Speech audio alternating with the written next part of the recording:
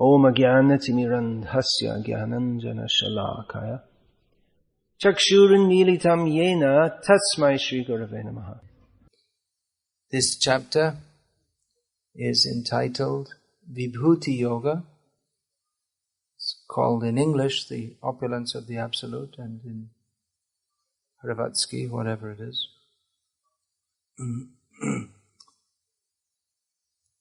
Yeah, but in different language. The internal opulences of the Lord and His external opulences are not the same. Bhagavan means who is replete with 6 principal opulences. Aishvaryasya samagrasya viryasya yashasha shriyaha Jnana vairagya yoschaiva shannang bhaga itingena. The 6 principal opulences are all wealth, aishvaryasya samagrasya, all power, all fame, all beauty, all knowledge, and all renunciation. In this chapter, Lord Krishna gives examples of opulence within the material world. As he says at the end, whatever is yad vibhuti mad sattvam, whatever is something very great within this world, it is but an indication of Krishna's opulence. Is that Stavaranam Himalayaha, that among immovable objects, Krishna is the Himalayas, or Meru Shikarinamaham, among mountain peaks. Krishna is, or Meru is a representation of Krishna. So these are certainly opulences. If we see in the material, who's seen the Himalayas? Has anyone been? Someone here must have been, apart from me. Anyone? No? No one went to the Himalayas. Anyway, it doesn't matter. More important is to go to Mayapur and Vrindavan. Who's seen a lion? Mriganam cha, Mrigendroham. We've all seen lions in the zoo. So among the animals, Krishna says, I am the king of the animals, the lion. So did you ever come close to a lion? You can get quite close. It's quite impressive, isn't it? You were 2 years in Africa. How close did you get? There was no cage in between? There was a cage. Even then, it's quite frightening, isn't it? Especially if he's in a bad mood. If he's in a bad mood, inside the cage, they're mostly in a bad mood. So would you if you were kept in a cage. So it's quite frightening. I remember once in Copenhagen, Denmark, Copenhagen, we were there collecting funds for our Bangladesh adventures many years ago. So I went to chant our rounds in the zoo, and I got quite close to a tiger who was in a cage and in a bad mood. And it's quite frightening when he roars. He knows he can't do anything to you, but that's even more frustrating to him, because he'd like to maul you. So these animals, they're impressive. I remember also in that zoo seeing a crocodile. His eye was so much envy. Such a nasty creature. Actually, he's a jiva, pure devotee of Krishna, but he has adopted the mode of envy, deep envy. You can see that to some extent there's very much so also in the eyes of a snake, and to some extent in the eyes of a cat, even domestic cat. That streak of envy is there in them.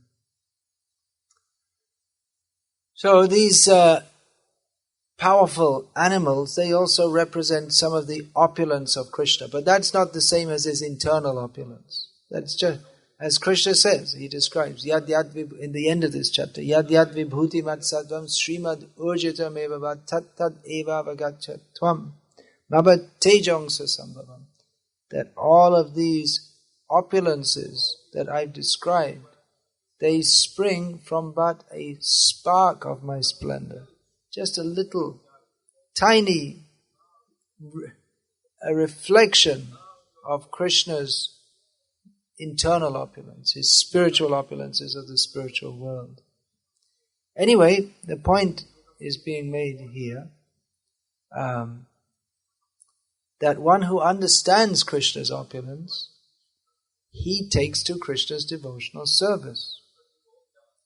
That is repeated in the next verse, very famous verse, Aham sarvasya prabhavo matas sarvang pravartate iti matva bhajante mam buddha bhava samanvitaha. Krishna says, Aham sarvasya prabhavaha. Everything is generated from me. Then he says the same thing again in another way. Matas sarvang pravartate. Everything comes from me. Iti matva. Those who consider this. Bhajante mam. They engage in my devotional service. Buddha bhava samanvita. Being enlightened by knowledge of my opulence. They engage in my devotional service with loving feelings. So, knowledge of Krishna means to know his opulences, and bhakti means feelings. Bhakti means those feelings are expressed as service, but one serves Krishna out of love. There are different levels. At a primary stage of God consciousness, one serves him out of fear. Fear God. If you don't believe in God, you will burn in hell. Well, that's true, but that's not the best reason for serving him. There are better reasons for serving. Bhakti means to serve Krishna bhava samanvita, with feelings. And in the higher levels of bhakti, that's especially the Chaitanya Mahaprabhu has taught us, that one has no knowledge, one's love is so substantial that even knowledge of Krishna's opulence is not required or not even wanted, not even desirable, because one has such an intimate, loving feeling for him that knowledge of his opulence would be an obstacle in loving him. And even though the Vrajvasis, this is particularly true of the Vrajvasis, even though they have such love for him, they may know, or they may be reminded from time to time of his supremacy, that he is the Supreme Personality of Godhead. Krishna once showed the Vrajvasis the vision of Vaikuntha. And many times he showed his superhuman powers. Atimartyena Bhagavan. That's described in the Srimad Bhagavatam. Kritavan kila karmani saharamena keshava. Atimartyena Bhagavan. Guha kapatamanusha. That Krishna and Balaram performed many wonderful superhuman activities, but they were masked in doing so.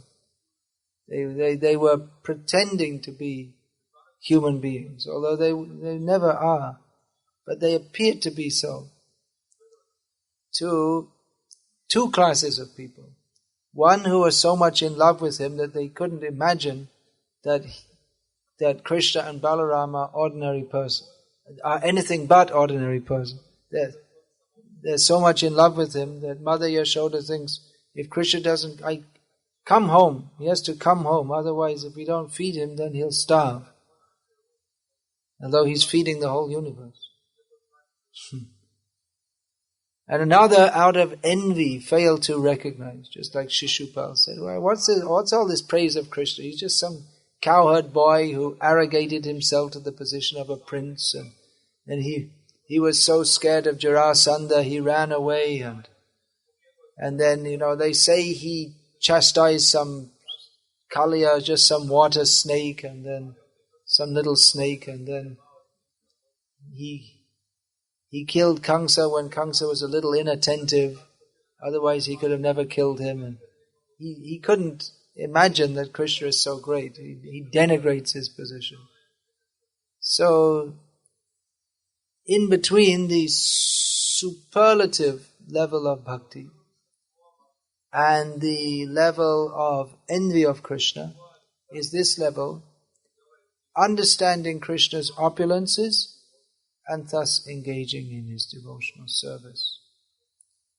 And as I was saying, on the higher level, even knowledge of Krishna's opulences is considered a contamination.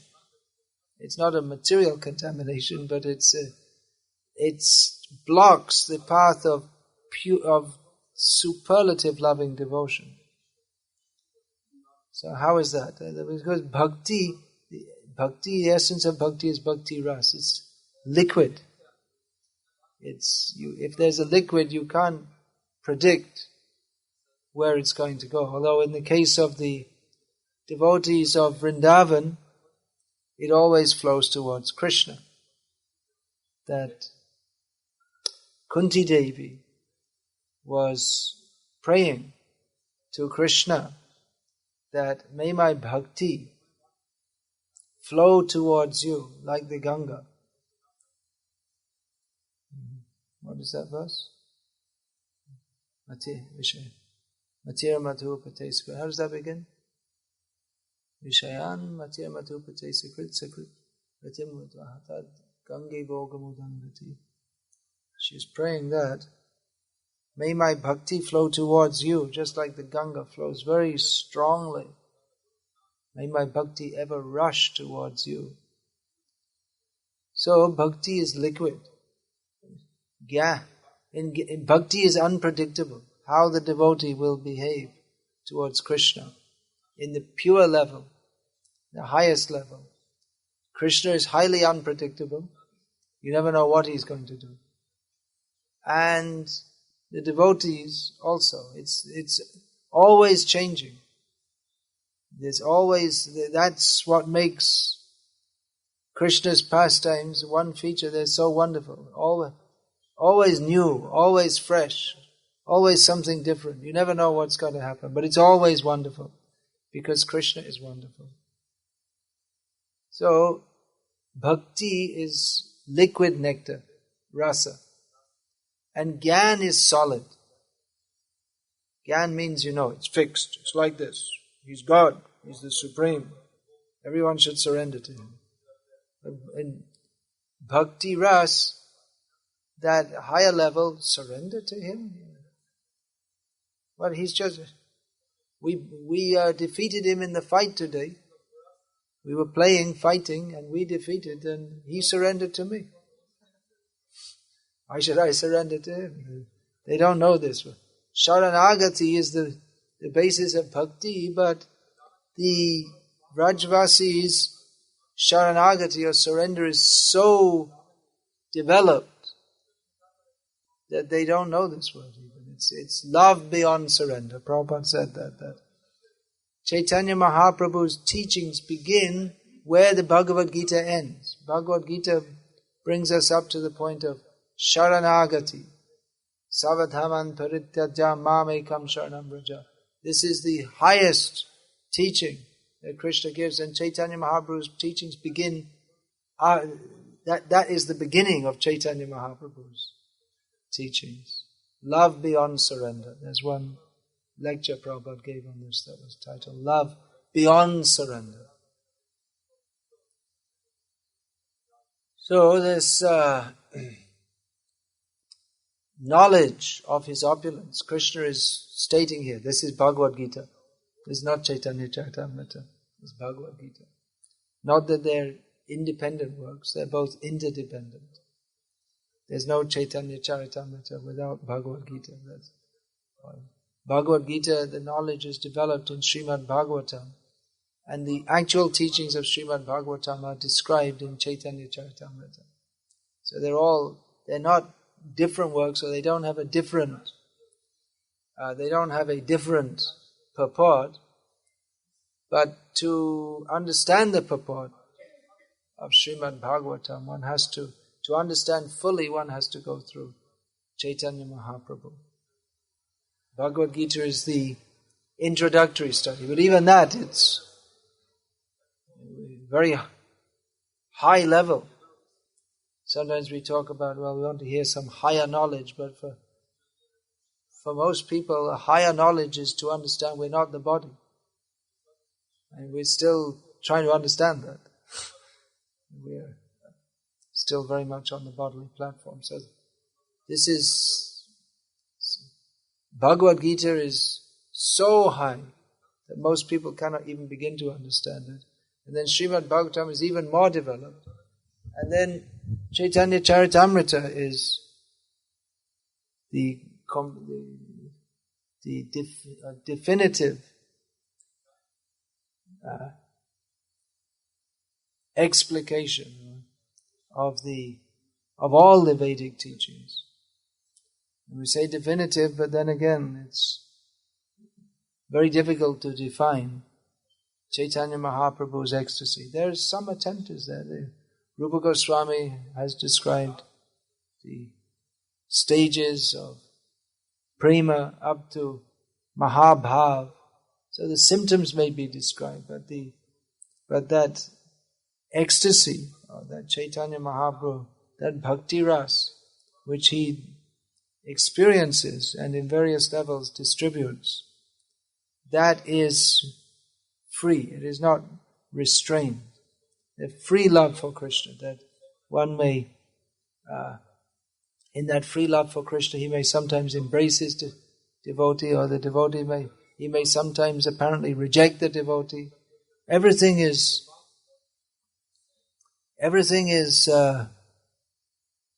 unpredictable. When the devotees may say to Krishna, I never want to see you again. Don't ever speak to Radharani will speak to other gopis. Don't ever speak to me about Krishna again. We shall never, now we shall, all the gopis made one resolution. From now on, we're not going to talk about Krishna anymore. We're not going to think about Krishna anymore. It's simply troublesome. It's so much troublesome. We gave everything to Krishna and he doesn't care about us, so let's just forget about him. But then they found out it's impossible. We can't stop thinking about Krishna. We can't get this poison out of our system. So that poison they're saying it's like poison, but it's very sweet. That is the nature of Krishna prema. It seems like poison, but it's very sweet. And just the opposite in material life. It seems very sweet, but it's horrible. So just the opposite. The devotee will say so many things, that Krishna is cheating us. That cheating is the highest ecstasy. That Krishna will go to the trouble of cheating. He loves you so much that he'll cheat you. He'll take the opposite. He'll personally cheat you. So these things are very difficult to understand. So they're not within the realm of understanding. This chapter is Vibhuti Yoga. So even Krishna's spiritual opulences, Aishvaryasya, Samagrasya, Viryasya, Yashashasya, Jnana Vairagya Yoshcheva, Shannang Bhaga Itingina. Even Krishna's material opulences, spiritual opulences of the spiritual world,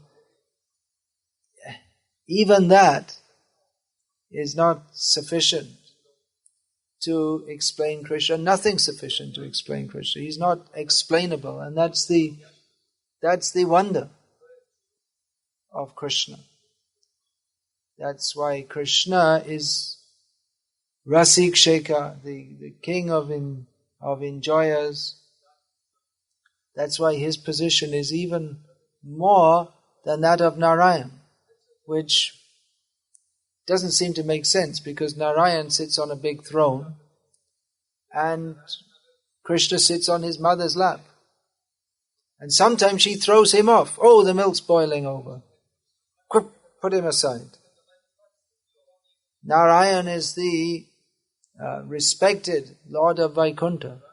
But in Vrindavan, the cowherd boys, they'll jump on Krishna's back and tell him, his mother's calling him, come home. Come home and take your meal. And the cowherd boys say, Krishna, if you leave in our play, we won't ever play with you again. So Krishna's afraid. Oh, Krishna's in a dilemma. My mother is calling that your father, Nanda, is waiting. Everyone's waiting for you to come. You can't take his meal. Oh. And so one side, mother, she's going to get angry with me, and Nanda, I'm holding up his meal. And the other side, my friends are calling that if you go away now, we won't ever play with you again. So Krishna's perplexed what to do. And Krishna appears to be like an ordinary boy. Narayan's position is very grand. But it's precisely because Krishna has these loving exchanges that he is Prem Purushottam. His position is above that of Aishvarya Purushottam. Prem Purushottam, the supreme personality of Godhead, who is characterized by prem, that love which is beyond apparent opulence. And Narayana, he is exhibiting opulence, but the loving exchanges such as are exchanged in Vrindavan, that even in Vaikuntha Loka of Narayan, that is not experienced.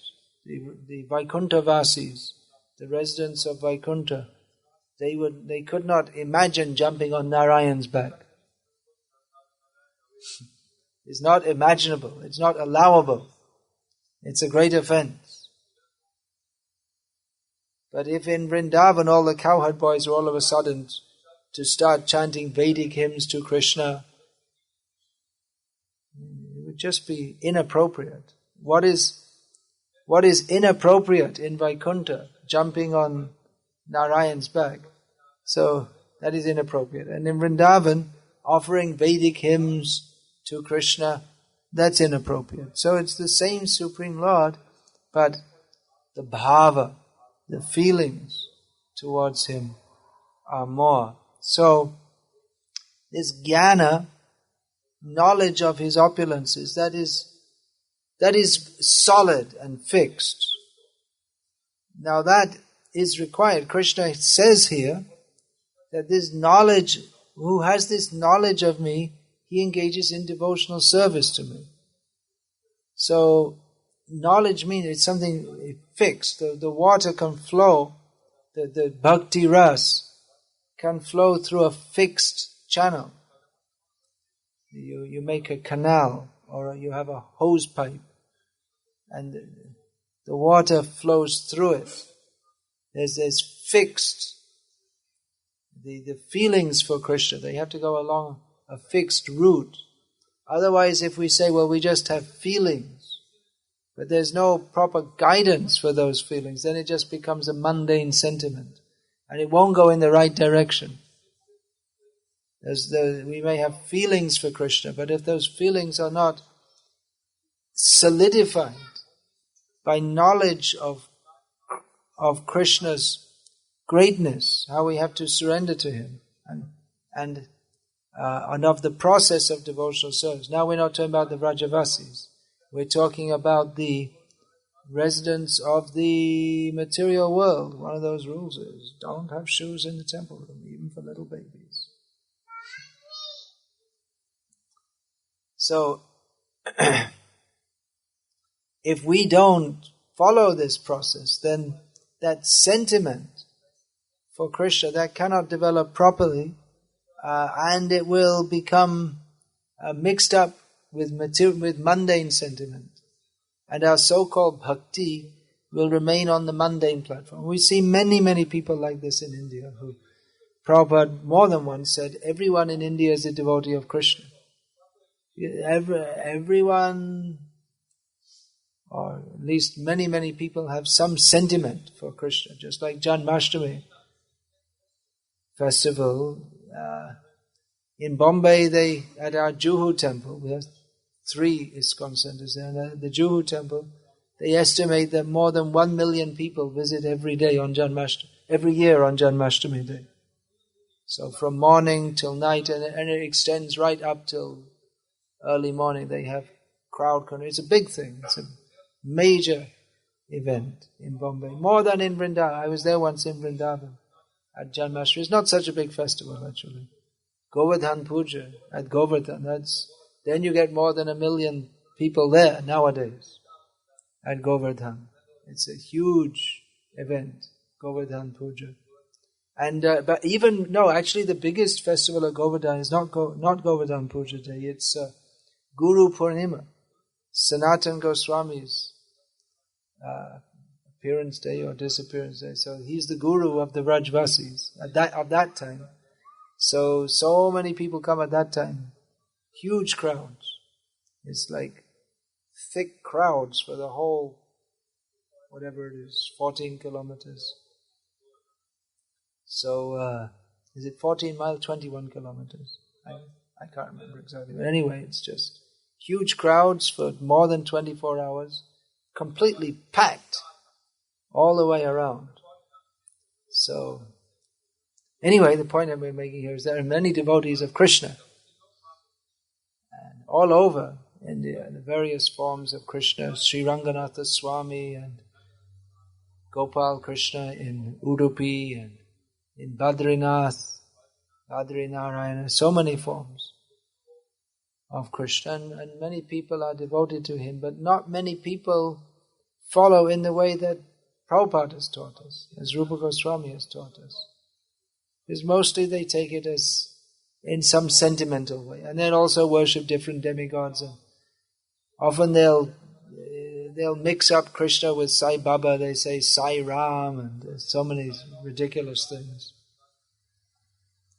So, because of lack of knowledge of actually who Krishna is, and of the proper process of devotional service, their bhakti remains on the mundane platform, and often offensive also. Just like if you mix up Krishna worship with so many different demigods, so some offense is there, and especially if you consider Krishna to be, or some Sai Baba to be Krishna, then that's very offensive. So some tendency towards bhakti is there, but due to lack of proper knowledge, the rasa becomes infected with, it remains a material rasa and a poisoned rasa, and it doesn't go towards Krishna, it doesn't flow towards Krishna properly. Tvaime nanya vishaya matir matur pate sukrit pratim udvahata dada gange vauga mudanvati. Kunti Devi was praying that my bhakti be without diversion to any other topic. Let my bhakti flow towards you as the Ganga flows towards the sea. So this knowledge of Krishna, who he actually, what is the meaning of bhakti? Otherwise we have bhakti for Krishna, we have bhakti for our family members, we have bhakti for our country, we have bhakti for different demigods. But then what is the meaning of bhakti? If you define bhakti like this, then it becomes just any feeling is bhakti. But bhakti is not just any feeling. Bhakti has to be for the Supreme Personality of Godhead, for Krishna. Of course, in other forms of the Lord, Narayana, his various incarnations, Ram, Nrsimha, Varaha, Kurma. Of course, there are many devotees of Rama and Narayana, Lakshmi Narayana, and of Nrsimha Dev. And there are some temples of Kurma Dev, Vamana Dev, and others not so many. Then a Buddha is also worshipped, but that's Chalayasi. That's Vamana Dev is tricking, but Buddha Dev is also tricking the demons. Buddha is an incarnation for the demons. So we don't worship him, because that's a mode of, even though he's Vishnu, but the mode of worship is one adopted by the demons. So Vaishnavas worship him by not following his teachings. That's the best way to worship him. And we worship him. Nindasi yagya vidhera haha shuti jatam sadaya hridaya darshita pashughata keshava dhrita buddha sharira jaya jagadisha. We worship him but when we sing Dasavatar Stotram. Otherwise, there's no standard system in Vaishnav Dharma for worshipping Buddha Dev. So these different forms of the Lord are to be worshipped. This is bhakti. But if we say Shiva Bhakti, or Durga Bhakti, or Desha Bhakti, love of our country, this is not bhakti. This is misuse of the word. So proper knowledge is to be understood. Why Krishna demands Sarva Dhamman Parittajya Mamekam Sharanam Vraja. Why he demands that, and why that is to be followed. Why that is wholly apt in the case of Krishna. And why the jivas only benefit, the only path, Ekayana Pantha, the only path of benefit for the jiva, as compared to so many other paths, Bahvayana Pantha. There's so many other paths we can follow. But Krishna says, surrender to me only. So if we understand, what are his opulence? He is so great. We are so small. We are completely dependent upon him. It is our self-interest to surrender to him. How to follow? So the knowledge is given. Do this, do that, don't do this, don't do that. Vidhi, this should be done. Nished, this should not be done. So all these rules and regulations are there so that the feelings for Krishna are channeled properly in a manner that we can become purified. The purification comes not exactly from following rules and regulations. Simply following rules and regulations in themselves they are not in and of themselves symptoms of purification. But the rules and regulations are to foster the bhakti bhav, the feeling for Krishna, the feeling that I am Krishna's. And when one is in a very high level, then one feels Krishna is mine. But these rules and regulations, they are centered around hearing and chanting about Krishna. This gives purification. Shravanam gives purification. Nashta prayesh vabhadreshu nityang bhagavata sevaya bhagavatyutama shloke bhakti bhavati naishtiki. By hearing about Krishna from devotees, then all the dirty things in the heart are clean by hearing and by chanting. Cheto darpana marjanam. The first effect of chanting the holy names of Krishna is that the heart is cleaned of dirty things.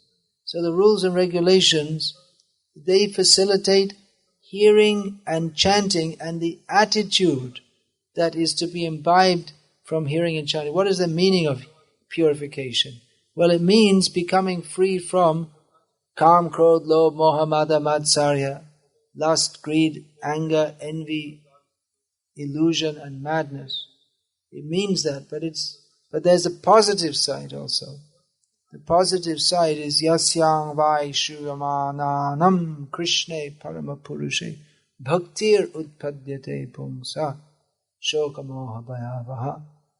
By hearing, by going on hearing and hearing, one's feelings, loving feelings for Krishna arise within the heart, and naturally all negative feelings, lamentation, fear, illusion, they're all dissipated as our loving feelings for Krishna arise.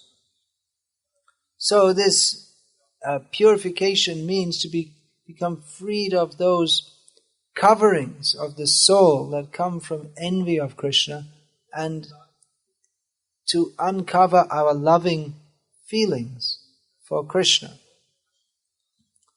And when the loving feelings for Krishna are fully awakened, then the tendency to be attracted only to Krishna, that is perfect and complete. And therefore the full freedom is there in Krishna consciousness. The full freedom, one can be so free, one can slap Krishna on the back. One can climb on his back.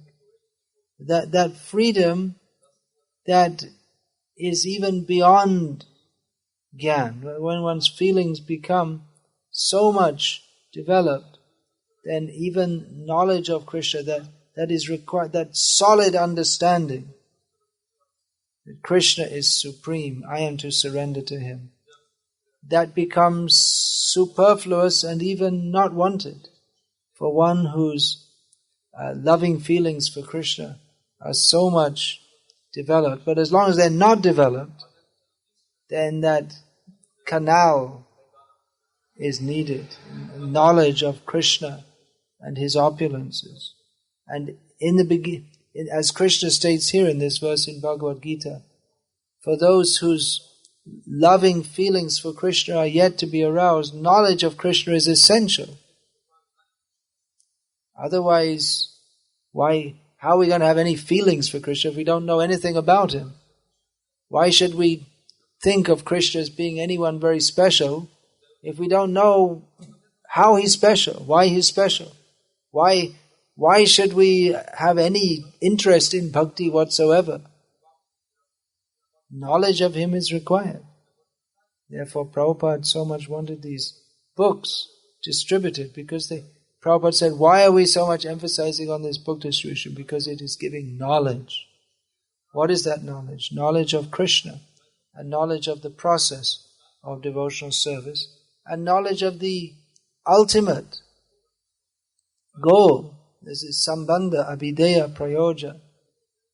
All this is given in Shastra, especially Bhakti Shastra, these Bhagavad-gita, Srimad Bhagavatam, Chaitanya Charitamrita, they're Bhakti Shastras. They're not books to help people on the gradual path. This is the direct path. Direct path to Krishna. They're not dealing with worship of demigods or Vedic sacrifices in the Karma Kanda section, or doing pranayam and physical yoga. But directly, they give direct knowledge. This is Bhakti Tattva Vigyan. This is scientific knowledge of the personality of Godhead. Bhagavad Tattva Vigyan, scientific knowledge of the personality of Godhead and the process of approaching Him. So knowledge is required, knowledge of Krishna. Otherwise, where is the question of ever coming to bhakti? And without knowledge of bhakti, how to perform it properly, then we can't perform it properly. It sounds like a silly statement, but it's worth considering.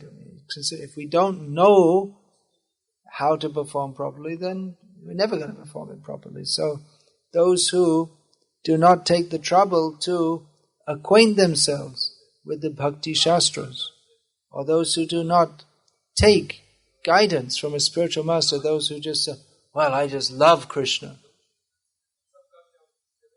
This is superficial. Without knowledge of Krishna, then that love of Krishna, those feelings, we may think I have very strong feelings for Krishna, but those feelings, if they're mixed up with material desires, then that can never please Krishna proper, in the manner that he wants. You can never satisfy Krishna. Bhukti, what is that? Bhukti mukti, spriha yavat, pishachi hridi vartate. Tavat, bhakti sukhasyatra, katam abhyudayo bhaved. As long as the witch-like desires, or the witch-like tendencies towards material enjoyment and liberation from this material world are within the heart, then how can we taste the happiness of bhakti? It is not possible. So one has to know what actually is bhakti. If we think, well, bhakti is just feeling, and I have so much feeling, so I don't need to read all these books, I don't have to follow all these rules because I just have so much feeling. But that feeling must be mundane. To think that we don't need the guidance of the acharyas, to think that we're stuck in this material world, but just somehow or other we happen to be on the level of the eternally liberated Brajavasis, who they don't need the books. Just to imagine ourselves to be on that level, it's an imagination, and it's offensive to the acharyas, and it's offensive to Krishna. And this so-called bhakti must be mixed up with so many funny ideas. Just to give one example, that's given in maybe that one book by Hayagriva, I think it is, Vrindavan Days. I think it's given in there. So they were in Radha Damodar temple, and so many deities are there. She's Radha Damodar's temple, but they brought so many deities there, and you might think that's very nice, but it's not very nice, because the reason there are so many deities there, you'll find so many pairs of Radha Krishna deities there, is that the previous temple managers, they took the deities and put them all in one temple gradually, and then they sold off those temples and their lands for their own selfish motives. So there are so many deities there. So the Gosai, the temple proprietor, as they consider themselves, they're supposed to be servants, but they consider themselves the proprietors of the temples. So he asked, maybe it was Hayagriva, that which one do you like best? Pointing at the deities. What are you to say? Which do you like best? They're all deity forms. He said, well, I like that one best. He reminds me of George VI, King of England. So totally, we love Krishna. I like this one, but you see, I like him very much. I have a lot of feeling. I really like that one because he reminds me of George VI. So he feels that he has feeling, but so mundane. So mundane. This is not Rupanuga Bhakti. Yesterday was the appearance day of Rupa Goswami. So one should become a Rupanuga devotee by following Bhakti Rasamrita Sindhu, understanding what is Bhakti, understanding who is Krishna, so that our Bhakti may flow properly towards Krishna. Otherwise it will just all dissipate here and there and get mixed up with the sewage water of material contamination. So this festival we're about to have is a festival of Shravan Kirtan, hearing and chanting about Krishna. We don't want to have a festival of gossip. Socializing may be there, but that socializing should be when we meet devotees. How is your devotional service progressing? Not, how is your dog, how is your cat? Not this kind of discussion. The Shravanam Kirtanam. No mundane politics and not even spiritual politics. Is there such a thing? Well, in Dwarka we find Akrura and Kritavarma, pure devotees of the Lord. They were making some plot against Krishna. It's pretty difficult to understand, isn't it? And in Vrindavan, sometimes the followers of Radharani and the followers of Krishna, actually they're all in the same camp. But Ananda Chinmaya Rasa Pratibhavita Bihi. In the blissful, all transcendental pastimes of the Lord, they appear to be plotting against each other. So, we want to keep the ras here, thinking of Radha and Krishna's pastimes. And what is required to go there, beginning with Bhagavad-gita as it is, Savadhaman Parityaja Mamekam Sharanam Vraja. So, with no mundane gossip, frivolous talks, even ISKCON politics, that unfortunate phenomenon. We don't want that here. We shall hear and chant from Bhagavad-gita, Srimad Bhagavatam, Chaitanya Charitamrita. We'll taste the nectar, hearing about Krishna and Balaram. Tomorrow we shall hear from Balaram. Purnachandra Prabhu will speak on Lord Balaram. He's very much qualified to do so. He studied so many shastras with the feeling of a devotee. So we shall discuss these topics and be happy on that platform. As Balaram told Rukmini, that you cultivate a philosophical approach to life. Be happy on that platform only. Sweet, smiling Rukmini. Are there any questions about this? Yeah, please ask. This is from the 10 Commandments. The second commandment is love thy neighbor as thyself. Yeah, and? Well, it doesn't say if you love you. This is one of Jesus' 10 commandments. This is like the summary of his teachings. Now, he didn't say that Manava Seva is Madhava Seva. He didn't say that love of man is love of God. But these were the instructions he gave to his followers. Number 1 is to love the Lord thy God with all thy heart and all thy soul. And number 2 is love thy neighbor as thyself. But he didn't say that loving your neighbor is the same as loving God. He didn't say that. Someone might have misinterpreted like that, but he didn't say that, actually. Is that? Yeah, okay. But I'm just saying, because you're about to make a question, but the premise was wrong. So I was correcting the premise. The question becomes meaningless if the premise is wrong.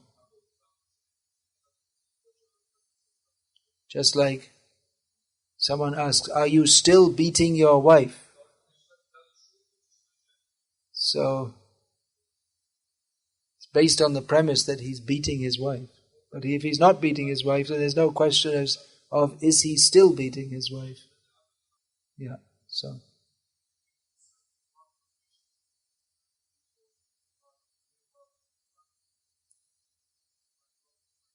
Can anything but love for Krishna be called bhakti? Not in the strict sense of the term, no. That I was saying in the class. Vaishnav to Vaishnav, that is with Krishna in the center. So we say Guru Bhakti. But that Guru Bhakti is not independent of Krishna Bhakti. If the Guru is not a Vaishnav, then he's not a Guru. And Bhakti to such a Guru is not Bhakti. That's a mundane sentiment by which both the Guru, so-called Guru, and the so-called disciple go further away from Krishna. So it's not at all Bhakti. It's opposite to Bhakti. He's instructing the disciples in how to go to hell more, how to be more envious of Krishna. So actual Guru Bhakti is based on the principle Sakshat Dharidvena Samasta Shastra Uktastata Bhavyata Eva Sadvi Kintu Prabhayah Priya Eva Tasya Vande Guru Shri Charanaravinda. We worship Guru as good as God because he is very dear to Krishna. Because he is very dear to Krishna, he doesn't say worship me, he says worship Krishna. You follow, he doesn't say do what I say, he says do what Krishna says. But Krishna says Acharyang mang vijaniyan navamanyeta karhichit namadya buddhya suyeta sarvadeva maya guru. That the Guru is to be respected as good as Krishna and not considered an ordinary person. He is the representative of all the demigods. Because Krishna says that, the Guru says it. Because he's following Krishna. But he doesn't say you worship the Guru, and as some say, that you worship the Guru and no need to worship Krishna. No need to worship. The Guru is God. As good as. So no need for worship of Krishna. The real Guru never says that. And he's not a Guru. Kick him in the face. With boots, as Prabhupada used to say.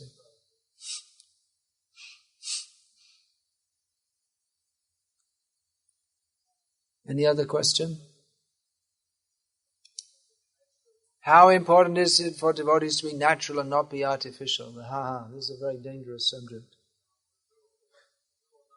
I'm being natural. I feel like I should watch TV, so I should just do it. Why should I be artificial? What natural, we can be natural when we come to when we're completely pure, then natural actually means to love Krishna. And anything but that is not natural, it's unnatural.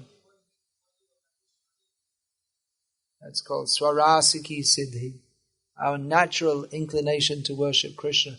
As long as that is not awakened, we have to follow the rules and regulations of devotional service because we're crazy people. We're not natural. Natural means to be sane, and we're not sane. Therefore, we have to follow the rules and regulations to become sane. So if we say, "Well, I'm just acting natural. I just feel like going into the ice cream parlor and enjoying myself." Yeah, you feel like that because you're in Maya. That's not natural for the jiva to do that which is not favorable for his bhakti.